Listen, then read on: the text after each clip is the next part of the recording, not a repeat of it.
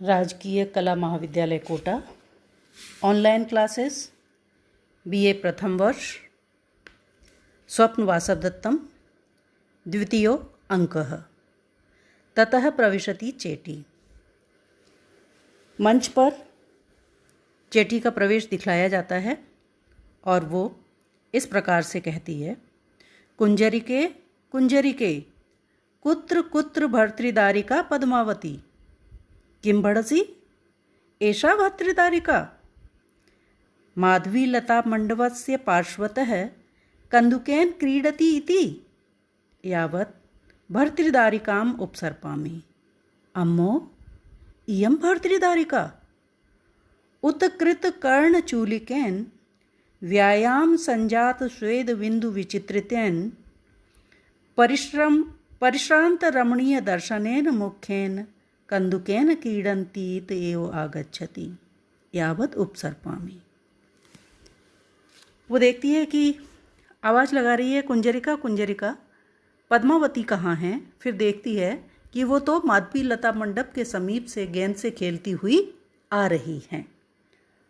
इसके पश्चात वो वहाँ से चली जाती है और वासवदत्ता पद्मावती आपस में बातचीत करती हैं। उसी समय धात्री का वहाँ प्रवेश होता है और वो कहती है कि हे राजकुमारी जी, आप दे दी गई हो।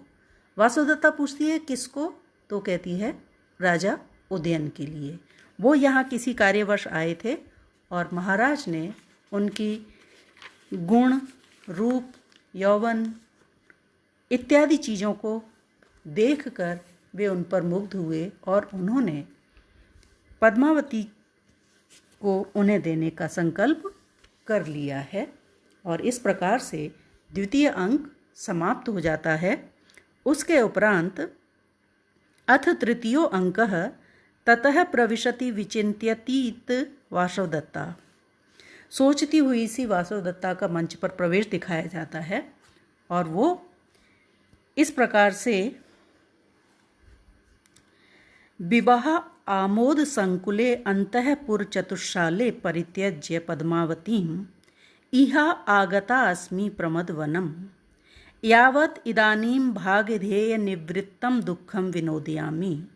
अहो अत्याहितम् आर्यपुत्रो अपि नाम परकीयः संवृत्तः यावत् उपविशामि धन्या खलु चक्रवाक वधूः यो अन्योन्य विरहिता न जीवति न खल्व अहम प्राणान् परित्यजामि आर्यपुत्रं पश्यामि इति एतेन मनोरथेन जीवामि मंदभागा।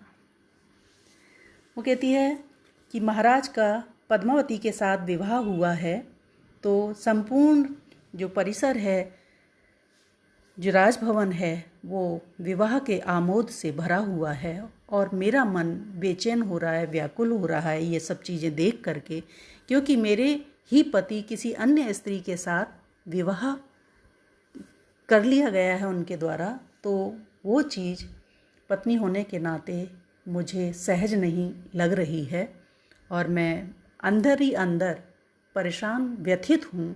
तो इसलिए पद्मावती को छोड़कर मैं यहाँ पर एकांत में चली आई हूँ और मैं विचार कर रही हूँ कि ये तो मेरे साथ अच्छा नहीं हुआ। एक तरह से मेरे लिए दुखद ही है, क्योंकि मेरे पति आर्यपुत्र भी अब किसी और के हो गए हैं, वो मेरे नहीं रहे हैं। पर मैं कर भी क्या सकती हूँ, ठीक है यहीं बैठ जाती हूँ। और वो इस प्रकार से कहती है कि मुझसे तो अच्छी चक्रवाक वधू है जो अपने प्रिय से युक्त होकर के जीवन धारण नहीं कर रही है, और मैं तो मंद भाग्यशालिनी पति के से युक्त होकर के भी जीवित हूँ, परंतु इसी आस में कि शायद मैं उन्हें पुनः कभी फिर से देख पाऊँगी और उन्हें देखने का सुख ही मुझे जीवन धारण करवा रहा है। इसके उपरांत यहाँ पर वो बैठ जाती है। उसी समय पे चेटी आती है और वो उसने डलिया में फूल लिए हुए हैं और वासवदत्ता से कहती है कि ये लो पद्मावती के लिए एक माला गूँथ दो। तो वो पूछती है कि ये कौन सी माला है, कौन से पुष्प हैं। तो कहती है कि ये सौभाग्यवर्धक पुष्प हैं, इनसे सौभाग्य का वर्धन होता है। तो मन में ही सोचती है इन फूलों को तो मुझे माला में बहुत अधिक लगाना चाहिए, क्योंकि ये पद्मावती का सौभाग्य बढ़ेगा तो मेरा अपने आप ही बढ़ जाएगा। फिर दूसरे फूलों की ओर इशारा करते हुए पूछती है और ये कौन से फूल हैं। तब फिर चेटी बताती है कि ये सौतमर्दन नाम के फूल हैं।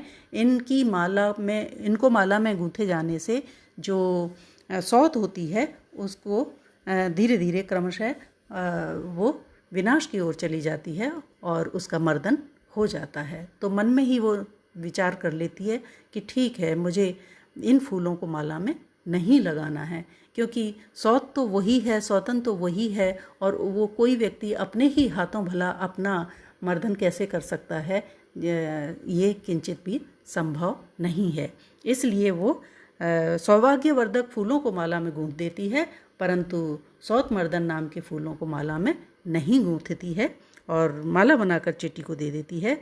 इसके साथ ही सभी लोग मंच से निकल जाते हैं और यहाँ पर तीसरा अंक समाप्त हो जाता है। अगले अध्याय में हम चौथे अंक पर प्रकाश डालेंगे, उसे पढ़ेंगे।